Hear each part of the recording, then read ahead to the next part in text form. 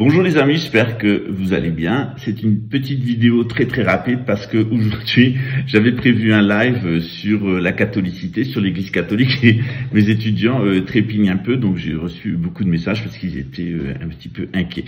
Alors, bien tout simplement, on a eu, mon chauffeur et moi, une crevaison sur notre véhicule, et comme c'est une voiture qui a des très gros pneus, des 275-40 R19, ils sont pas disponibles dans tout Brasilia, donc il a fallu la faire remorquer jusqu'à un garage et puis ensuite aller à la course aux pneus pour trouver le pneu. On a trouvé. Et donc en attendant, ça a pris beaucoup de temps, le temps que la voiture s'appelle, j'ai perdu environ 6 heures. Et en attendant, je suis allé chez le coiffeur. J'ai fait différentes choses que j'avais à faire, mais j'avais pas la possibilité de faire un live parce que d'abord mon téléphone est très déchargé. Donc je vais vous faire un très court résumé du propos du live d'aujourd'hui, mais on le reprendra évidemment. Excusez-moi. Donc on le reprendra évidemment demain. Donc qu'est-ce qu'il faut comprendre? Je vais vous faire un petit dessin. Hop, hop. C'est comme ça que c'est le plus facile. Alors, le premier tableau, le voici. Abraham va avoir 2 fils. Isaac avec sa femme légitime, Ismaël avec son esclave égyptienne. Isaac va avoir 2 fils. Jacob, qui va rentrer en lutte contre Dieu à Bethléem, qui deviendra Bethléem, et on l'appellera Israël, celui qui lutte avec Dieu. Ensuite, il a un frère jumeau aîné qui s'appelle Ésaü, qui va perdre son droit d'aînesse et qu'on appelle Édom, parce qu'il a toutes les caractéristiques des Édomites. Il est roux, il est blanc, il est violent, il a le type amorite. De Jacob vont naître les 12 tribus d'Israël, dont Joseph, qui est le chef, un des fils, les 12 tribus, c'est les 12 fils de Jacob. Israël, qui va avoir avec 3 ou 4 femmes, je sais plus exactement, je me souviens plus. Ensuite, évidemment, vous allez avoir dans ces tribus d'Israël Moïse et son frère Aaron.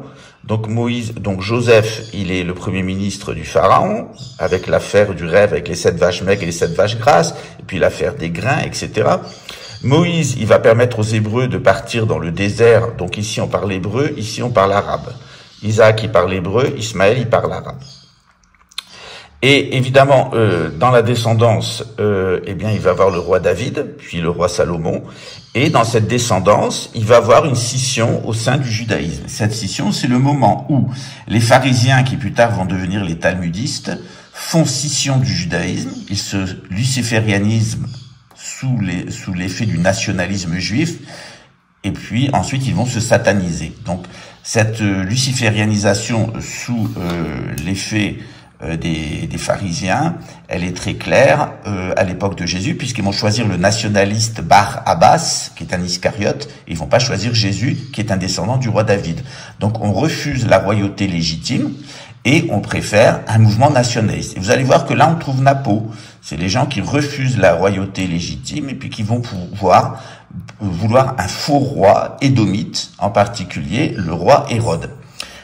Le demi-frère de Jésus va fonder un groupe qui s'appelle les Judéo-Nazaréens, et ces Judéo-Nazaréens, en se mêlant avec les Arabes, vont donner naissance à l'islam. Voilà, donc ça c'est le cadre à strictement parler. Regardez ce qui s'est passé pour les chrétiens de l'Empire romain. Donc on ne parle pas des chrétiens qui ne sont pas dans l'Empire romain, et qui sont plus dans l'Occident et qui vont donner d'autres formes de christianisme, comme par exemple les chrétiens coptes, les chrétiens chaldéens, de Perse, les chrétiens arméniens, etc.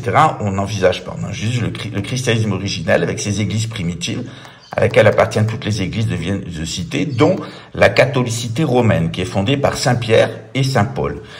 Cette catholicité romaine va donner naissance au vaticanisme, mais va provoquer un schisme qui va donner l'orthodoxie, qui sera d'abord grecque, puis russe, et puis il y a d'autres formes d'orthodoxie.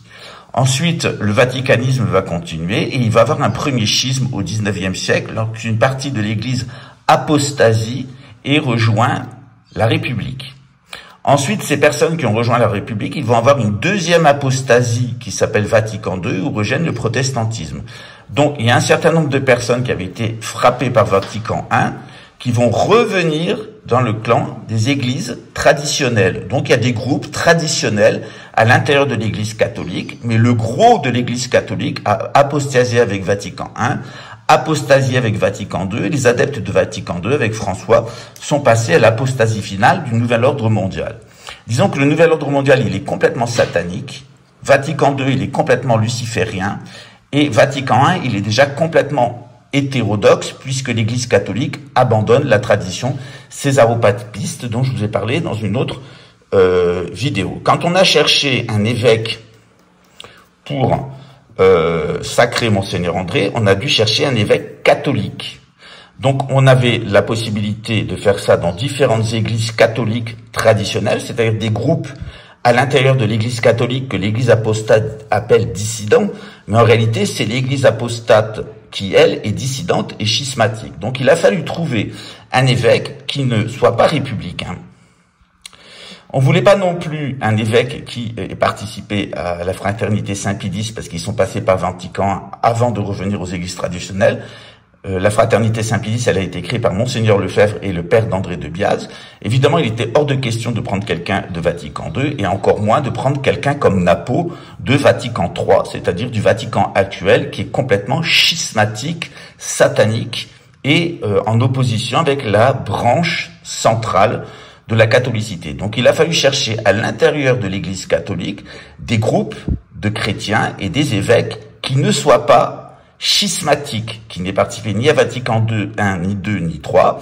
C'est pour ça que le choix s'est porté de manière très providentielle sur Monseigneur Roux, qui lui appartient à une église traditionnelle catholique, qui n'a pas participé à Vatican I, II et III, et qui s'était réfugié en Indochine et qui fait toujours partie de l'église catholique. Donc les gens de Vatican III, qui sont principalement des francs-maçons sataniques, ont évidemment vu d'un mauvais œil cette lignée d'Indochine s'installer en France à Meaux, c'est-à-dire à mi-chemin entre Paris et Reims, et évidemment cet évêque, qui est tout à fait intègre, Monseigneur Roux, a eu des problèmes. Quels sont les problèmes qui ont été reprochés à Monseigneur Roux? Alors il s'est retrouvé au tribunal dans les tout début des années 2000. On lui a reproché de confondre son argent personnel et l'argent de la société civile immobilière. Et quand l'enquête de police a été réalisée par des policiers francs-maçons, on voit bien dans les dossiers que tout a été monté afin de le neutraliser, parce qu'il y a une volonté de neutraliser ces églises catholiques traditionnelles. C'est le cas aussi au Brésil, ici, avec les carmélites, c'est le cas aussi au Québec, avec les personnes qui vont participer, puisque maintenant vous êtes au courant au sacre de Monseigneur, et ça sera comme ça jusqu'au dernier sacre. Même le dernier sacre de Reims, qui sera validé par le grand pape, il ne sera pas réalisé par le pape lui-même, il sera réalisé par un prêtre d'Aix-en-Provence, de moins de 45 ans, nous dit la prophétie, qui sera un des derniers prêtres catholiques à ne pas avoir participé à Vatican I, Vatican II, Vatican III, qui aurait échappé aux persécutions.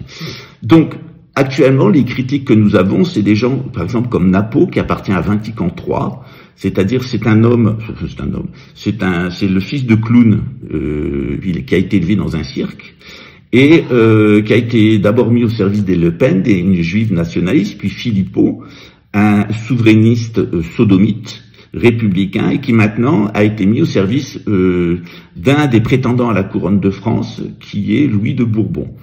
Moi, j'étais très proche du père de Louis de Bourbon, j'ai été longtemps légitimiste, etc. J'ai toujours été catastrophé par le manque d'envergure, d'ambition et de motivation de Louis, je lui ai dit d'ailleurs. J'en avais parlé avec son père, qui m'avait dit « il est nullissime ».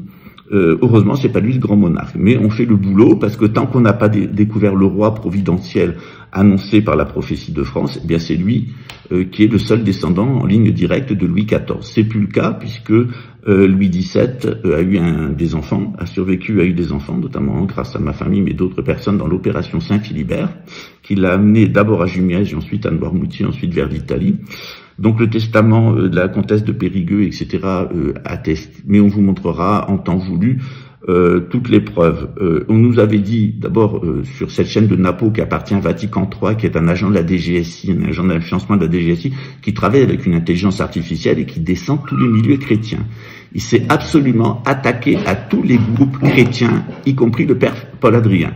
Alors il faut savoir que derrière lui, c'est pas le père Pagès, j'ai fait une erreur de nom, c'est un autre curé, qui est un agent de la DGSE, qui était un ancien coiffeur, qui est devenu colonel de la DGSE, qui a eu une hallucination mentale et qui s'est mis à converser avec les démons.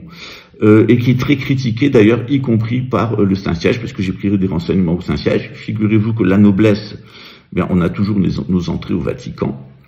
et que, par exemple, à Luxembourg, quand j'étais en prison, j'ai contacté le pape François, et puis ils m'ont détaché quelqu'un de la curie qui est venu à mon procès, et qui a témoigné en ma faveur, un spécialiste du satanisme, justement, puisqu'on m'avait accusé d'être sataniste. Alors, comme vous le voyez, chez Napo, c'est l'inversion accusatoire, c'est-à-dire il est né dans un cirque, ses parents étaient des clowns, donc par l'inversion accusatoire, il traite tout le monde de clown. Il est très fraîchement catholique, mais dans Vatican III, qui est une apostasie, qui est au service du nouvel ordre mondial, qui est la version satanique de l'Église catholique, mais évidemment, et il est en communication avec des démons, avec son curé soi-disant exorciste, et évidemment, c'est nous qui sommes des satanistes, et c'est nous qui invoquons les démons. Donc chez ces gens-là, on est toujours dans l'inversion accusatoire, faut pas s'inquiéter. Quand ils vous parlent de nous, ils parlent d'eux-mêmes, c'est-à-dire ils disent de nous ce que vous ne voulez pas savoir sur eux-mêmes. C'est pour ça qu'on les laisse parler, c'est pour ça que je les excite, j'aime bien les exciter. Donc demain, je vais vous réexpliquer tout ça dans un live pour vous retracer l'histoire d'abord des religions de l'abrahamisme, ensuite retracer l'histoire de l'Église catholique, et vous verrez que quand on connaît l'histoire de l'Église, quand on connaît l'histoire du christianisme et quand on connaît l'histoire de l'islam, notamment le fait que l'islam est né dans les milieux judéo-nazaréens, j'en ai apporté la preuve puisqu'on a un hadith du prophète Mohammed à ce sujet, et même une phrase du Coran qui est très explicite. Donc, on a un livre qui va sortir, il est en cours de traduction, qui vous explique toutes ces choses-là, puis vous aurez des éléments sur notre site internet. On vous a déjà apporté la preuve, il y a quelques mois, que la Révolution française avait été faite par des milieux talmudistes, judéo-talmudistes khazars de Londres, qui tirent les ficelles des Édomites de la couronne britannique. Voilà, donc c'est un petit résumé, mais on reprendra ça demain dans le détail.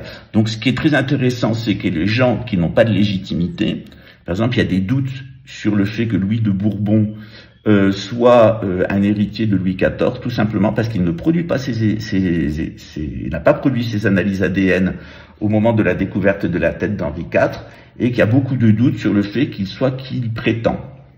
C'est pareil avec les Orléans. Philippe Égalité a lui dit lui-même qu'il n'avait aucun lien avec la couronne de France, qu'il était en réalité le descendant d'un cocher.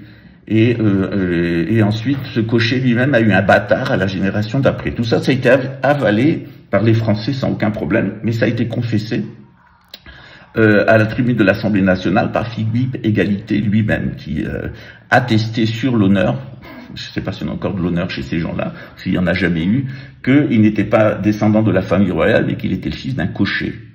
Dont l'enfant avait été substitué, dont l'enfant avait été placé là parce que les Orléans étaient stériles et qu'ils voulaient toucher un héritage. Donc, en découvrant la lignée de Monseigneur André de Bias, devenu Henri V de la Croix, et en regardant les autorités religieuses qui l'ont sacré, et dans tous les pays où il va être sacré, puisqu'il y aura en tout 8 sacres, dont 3 à l'étranger, eh bien vous verrez que ce sont des gens qui sont bien dans l'Église, mais la vraie Église, c'est-à-dire pas l'Église schismatique, satanique de Vatican III, pas l'Église luciférienne protestante de Vatican II, et pas cette Église apostate et traître qui a abandonné la royauté française et Clovis et les Francs pour se jeter dans les bras, eh bien, des marchands. Voilà, qui est l'Église des capitalistes, la fausse Église catholique, l'Église catholique apostate, qui est dans les bâtiments de l'Église, qui est au Vatican, etc., mais dont toute la curie est des francs-maçons ou des homosexuels ou des talmudistes. Voilà. Donc, vu de l'extérieur, tout cela, ça a l'air un petit peu curieux et glauque, mais en réalité, nous, on est très net. Les gens qui sont glauques, c'est les gens de Vatican I, de Vatican II, de Vatican III, et les gens qui sont glauques, c'est les gens du Rassemblement National, de Philippot, et l'histoire sexuelle du grand-père et de l'arrière-grand-père de Louis de Bourbon, et le fait qu'ils veulent pas donner ces analyses ADN. Le fait est, c'est que les analyses ADN d'André de Bias, nous les avons ici, le renseignement brésilien les ont, et il est bien un descendant de Henri IV, de Louis XIV et de Louis XVI. Donc il est bien le petit-fils de Louis XVII, puisqu'on n'a pas l'ADN de Louis XVII. Donc étant donné qu'il a l'ADN de Louis XVI, l'ADN de Louis XIV et d'Henri IV, il fait aucun doute qu'il est qui il dit. D'autre part, la filiation de Monseigneur, elle est attestée par un certain nombre de documents et surtout par des rapports de renseignement. C'est-à-dire que le renseignement français, la DGSI, sait très bien que Louis de Bourbon n'est pas l'héritier à la couronne de France, ni les Orléans, Il y aurait une certaine légitimité du côté des Siciliens, des Bourbons-Parme, à la condition que Monseigneur André de Bias, donc Henri V de la Croix, n'existe pas. Donc on est passé par les seules branches de l'Église catholique qui ne soient pas contaminées par le luciférianisme et le satanisme, et on a un descendant direct de Louis XVII, dont on est sûr qu'il n'est pas un bâtard au sein de l'organigramme des Bourbons. Alors on devrait plutôt nous féliciter de notre détermination et de notre sagacité, mais évidemment, être dans la vérité et être dans le droit, parce que nous sommes dans le droit divin, nous sommes dans la coutume de France, et nous sommes dans le respect du droit français, tel qu'il a été élaboré au cours des siècles. La République, elle est complètement illégitime, elle est illégale, et ce qui est d'ailleurs, j'aime bien dire aux personnes qui nous critiquent et qui nous tirent dessus, d'abord que eux-mêmes ne font rien.